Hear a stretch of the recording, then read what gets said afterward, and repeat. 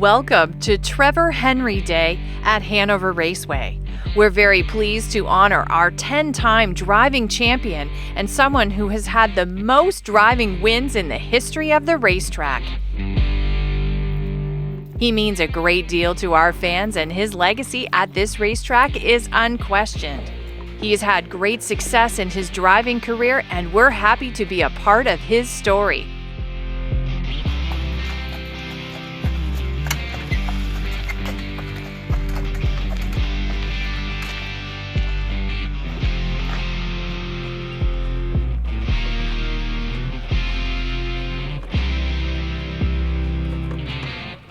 I like harness racing, just the people. Like, it gets to be a big family. You're with them every night, the same guys, and it's a lot of fun. There's a lot of characters in the game, and it's a lot of hard work, a lot of hours, but in the end, it's pretty fun.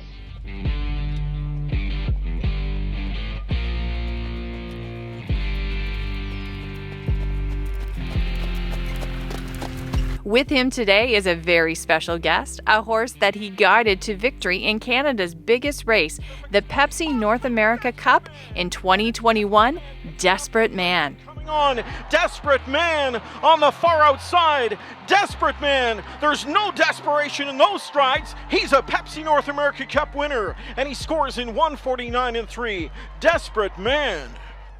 They're both here in support of Canadian Tire Jumpstart, a fantastic charity that helps kids play sports whose families may not have the financial resources to afford it.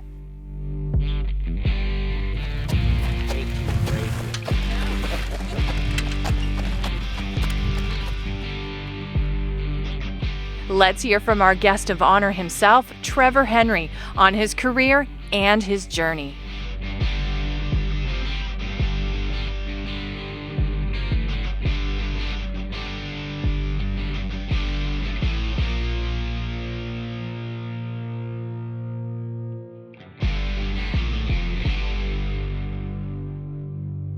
Well, welcome to lovely Arthur, Ontario. Steve Fitzsimmons along with Trevor Henry. Of course, Trevor, you got into this business very early on. It's a family affair, of course, with your dad and with all your brothers. What do you remember about wanting to get in this business when you were just a young guy? Just going to the races with my parents and being around the horses every day, at the barn, and it just grows on you, and it's something that, you stick with, you like it, and that's more or less it. Well, rumor has it you actually were considering being a vet at one time. Is that true, or? Yeah, but I don't think I would have had the grades. But my dad wanted me to be a vet. But the teachers went on strike at one time, and I got hanging around the horses, and that was it for me. There you go. Back in the heyday of Henry Stables with your dad, the stable had over 70 horses at that time, and of course he was a top trainer on the Ontario Sire Stakes circuit and at many of the B tracks. For people that didn't know your dad, tell us a little bit about him and what it was like as a horse person as well. He was a great dad, and a great horseman. He trained a lot of horses, good trotters. We had a lot of, back in that time, there was a lot of Orbel GGs, and they were good gaited horses. And my dad owned the stud with another guy, and we raced a lot of them. And we trained just mostly trotters, and that was how I got my start in the Sire Stakes, was because, he had the horses, and I went along with them and drove them when I got started when I was 18, and that more or less got me started. Yeah, Orbel Gigi, you mentioned him, and of course, at that time, your dad pretty well had most of the foals for the horses that were off Orbel Gigi, but one of your biggest first successes was Ham's Delight, who was an Orbel Gigi with you and your wife Shannon. Tell us about how that got you going in this business a little bit. Yeah, well, my dad had bred a mare for a guy, and he wanted to sell her the foal, so me and Bob Rooney went up. We bought her for $4,000, and she turned out to be a really nice mare for me, and we raced her in the Sire Stakes. I forget, she made a few $100,000, and then I sold her to Norway, but yeah, she was a nice mare. You certainly paid your dues on the B-Track circuit over the years, and then went from a driver that was a good driver on the B-Track circuit to the most dominant driver on the B-Track circuit, where, well, literally you won 10 Hanover Raceway driving titles. And in that time, Elmira, Grand River, Western Fair, Georgian, Clinton, you name it. Trevor Henry was the champion of that. When you look back, I mean, you certainly had support from top trainers. Paul Taylor was huge at that time. Richard Moreau, of course, was dabbling in the B track. And of course, the Glenview Livestock family was very supportive. You had a lot of horsepower, but you made very much the most of that. What do you remember about sort of that period where it was Trevor Henry time, really? Yeah, I drove, like you say, for Paul Taylor and Glenview Livestock. Like, they helped me out a lot. They would, any horse that would come along that looked any good, they either bought it, or claimed it. They just kept, they had the best horses there was on the B tracks, and I was lucky enough to drive for them. I knew, like Rob too, since I was a kid, just from hanging around the track and his family, and he wanted me to drive them, and it was great. We had all the power, and you have power, it makes you look good, and that's what it did. You were the top driver in the entire country for wins in 2012, 533, and it followed that up the next year with 530. I mean, that must have been an incredible pace to keep up. I mean, 7 days a week to get to those kind of numbers and success. Yeah, you're going every day, twice a day, It was crazy, you were never home, and I kind of missed that, not being at home, and that was one of my main decisions to go to the jockey club, was because I could race just 4 days a week or 5 days a week and keep it a little lower. But yeah, it was hectic. And you have to have that family support to be behind you when you're keeping up that pace, and Shannon to keep things going on the home front with the kids and everything. It makes it challenging. Yeah, for sure. Like Shannon, she more or less raced the kids because I was never here, and we were even training horses on the side. Every morning we'd be at the barn, and then I'd leave at 10 in the morning to head to some track, and it was busy. Off of those 2 years where you had 533 and 530, you got invited to represent Canada in France at the World Driving Championship. What was that honor like for you, and how did you feel about that experience? It was great. It was an honor to go there. I didn't like France, but it was an honor to be asked to go, and we did it, but I'd never be back. Different kind of racing there too. Different kind of racing, but I didn't mind the racing part. I didn't care for the country itself. Okay, fair enough. When you were a young guy growing up, just getting into this business, who was the driver that you looked to as sort of somebody that you admired and looked up to, as people do to you now? I always was around the B tracks when I was a kid. Like, there was Ray McLean and Ross Batten back then. He was like one of the dominant drivers, and just guys like that. I liked all the drivers, you know what I mean? But I didn't really get hung up on one. I just liked the way they drove, like some of them top guys, and they were good drivers. Yeah, Ross Batten just going over 5,000 career wins in the last little while, and that's he's had quite a career as well. You have 7,200 wins and growing, getting close to 7,300 now, and lots of big wins in that. But none bigger, I don't think, than Desperate Man winning the North America Cup last year. To be part of that horse's journey, I know you looked at him at the sale on behalf of the Chiquines. That horse was related to a horse that the Davies family had, and you eyeballed him and liked what he looked like, and to see him as a yearling and to get him rolling, and to see him to do this for somebody that you know very well and have known for a long time, it must be extra special just to have that connection.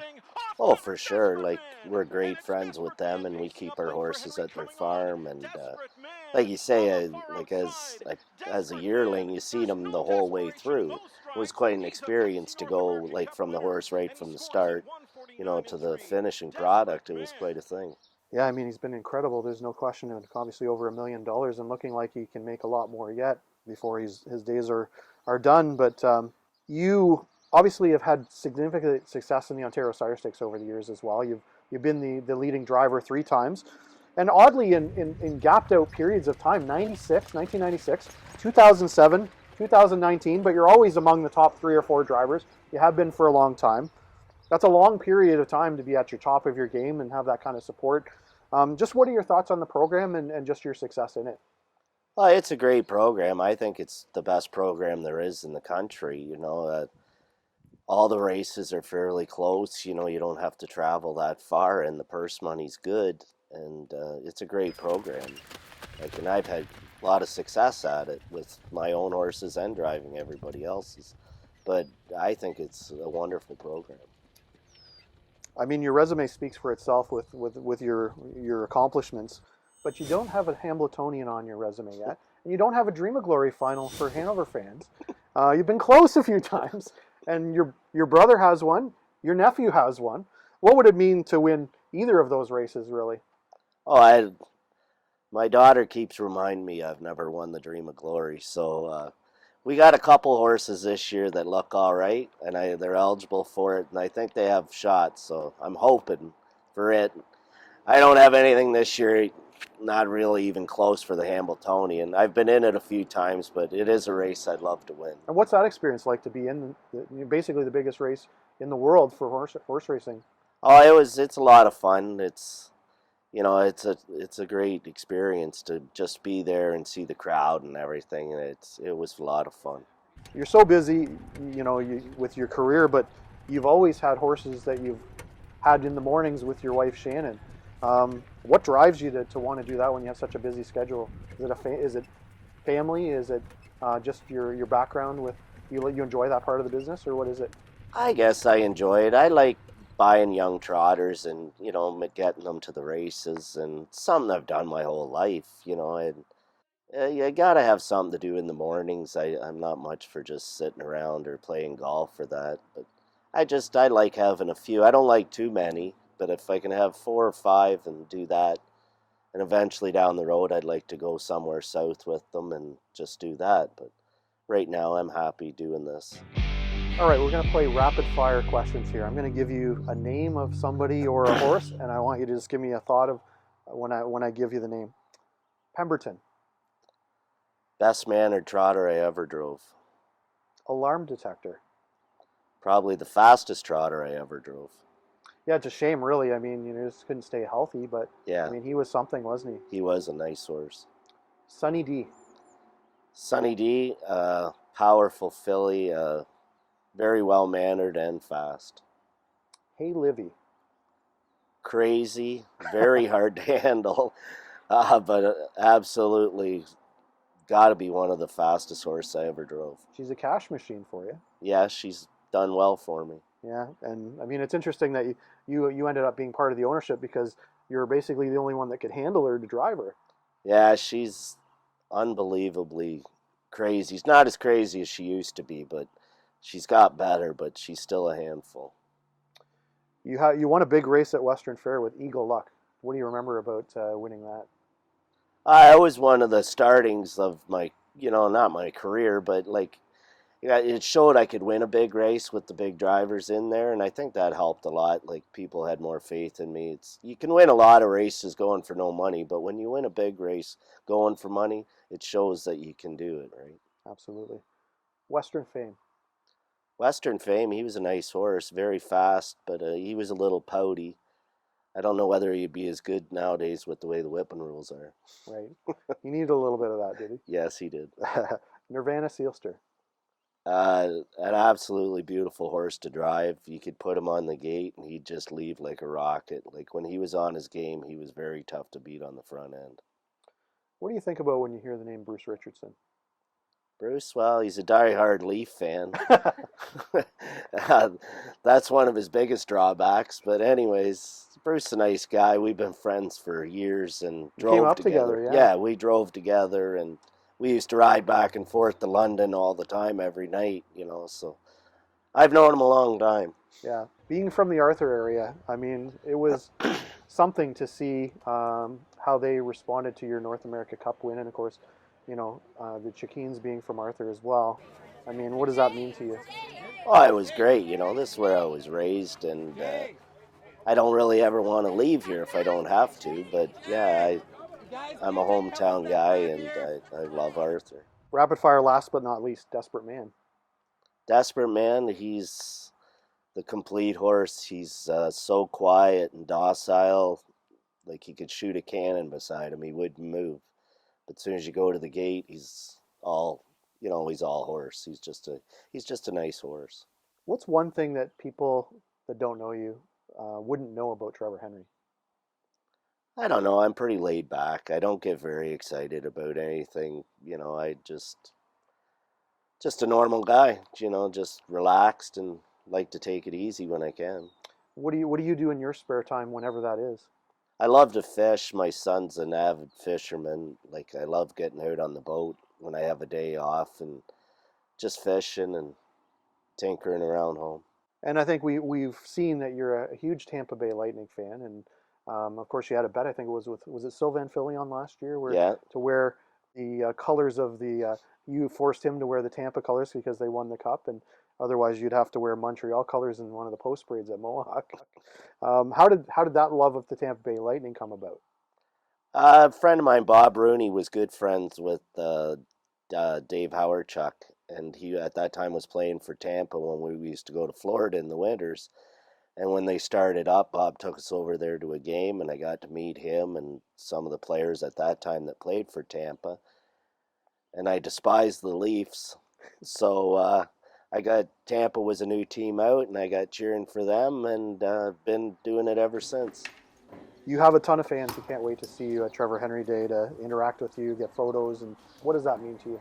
Ah, it's great. Like, I've been in Hanover since I was a kid, you know, and love harness racing, and anybody that loves harness racing, you know, should be there, and you know, it'll be just a great day, I think. And you do a lot of charity stuff, and this is part of that as well. Right, you know, it's a great thing. Jumpstart, you know, it's good for everybody, and it should be a great day.